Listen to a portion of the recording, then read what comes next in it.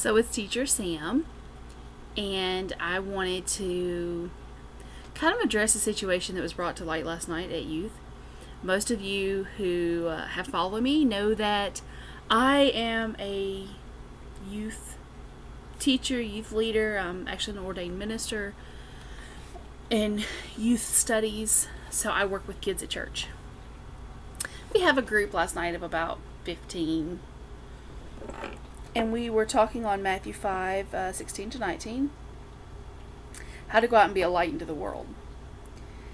And the conversation got on the topic of bullies. And y'all, I went to school, I went to middle school, I went to high school. I know that bullies exist. We'll never really get rid of all the bullies. Satan is a bully. But we're trying to give kids coping skills on how to deal with being bullied. And so rather than just say bullies, we actually had them give names for these bullies. And as the kids are talking about situations that they had seen, because one of our questions was, did you see anything this week that you didn't agree with that students did? And did you see anyone having to, I'm sorry, I completely lost my train of thought, having to stand up for someone else? And there were multiple situations on both sides. And so we wrote this list of bullies down on the board, and my students were very good, and they said, at the end of the day, all we can do is pray for those guys. Let it roll off our backs and realize that it really doesn't matter what they think, and keep going with it. And we're okay with that. So I was very proud that my students are, and I'll tell you guys, I have a great group of kids. They are super active in different activities. They're involved at school, at different clubs and sports and music organizations, and good grades. Just good kids from several different school districts. And sorry, I dropped something. We went about our lesson, But after I drove some kids home, and I came back to the church because I left my cell phone charger.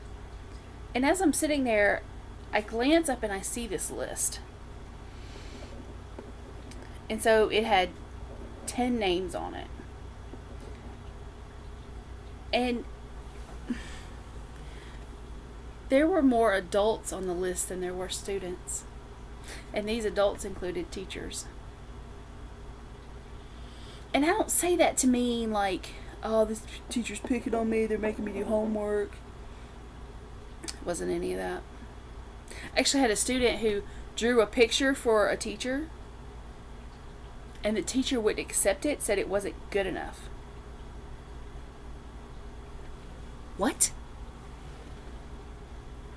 Let me tell you something. Every student I have that draws me a picture, I snap a picture of it on my phone and I hold it. I keep it. My kids draw me something, I keep it. The youth kids bring me something. Y'all, I got some stuff in this house you wouldn't even understand. But they were youth gifts, and I keep them. You're going to tell that baby, and I refer to all of them as babies. I don't care if they are 4 years old or 18 years old. They took the time to draw you something, and you won't accept it. You take that time to put them down. What? Another situation where someone in a teaching position referred to someone as big, let's say, Big Marker, when Marker doesn't go by the nickname Big Marker. The students told me how that affected them. To the point that the kids around were like, what are you doing? I think it's a shame that the bullying, perceived bullying and bullying that these kids are witnessing at school, it's not mainly coming from the students. It's coming from the teachers. And I'll tell you this, if you go to work at a school and your goal, your job, and what you view funny is to make fun of kids, you need to reevaluate your brain, evaluate your heart, and maybe another career path would be better for you. Maybe like corrections officer or something. Because I'm going to tell you, I'm a teacher, right? Like, this isn't just coming out of my ear. 60% of high school is teaching kids how to learn. Middle school too. You're teaching them how to absorb information properly in order to be able to put it into a useful algorithm and be able to do the same thing later. No, they are not going to remember x plus y over 2 equals zb2 za 47. But you teach them how to do it and they remember the method. They're not going to remember all of science chapter 4, but they remember how to go back and learn that information. So whether you're preparing them for college classes, or you're preparing for the military, or you're preparing them for the workforce, you're preparing them and teaching them how to learn material. And you know what our kids are learning? They're learning how to be picked on. Are you kidding me? Really?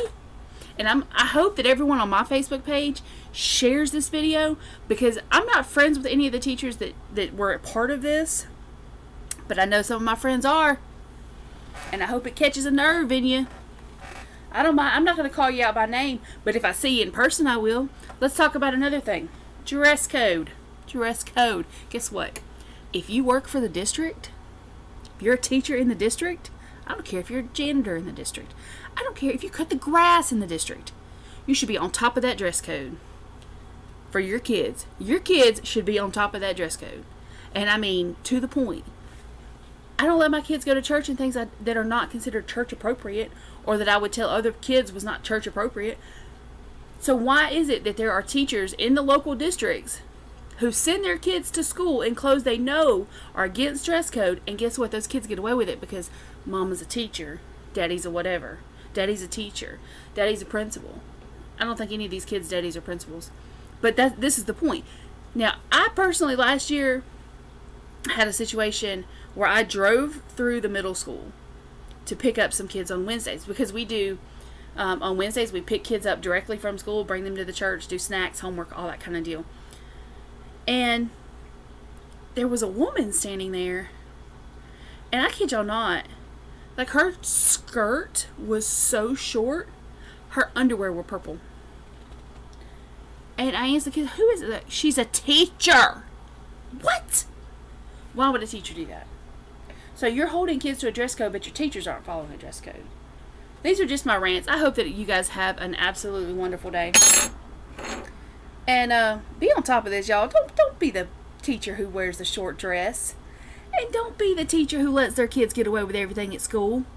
And don't be the bully. Okay? Don't do it. If you feel the urge to make fun of someone, go look in the dadgum mirror and make fun of yourself. Y'all be blessed.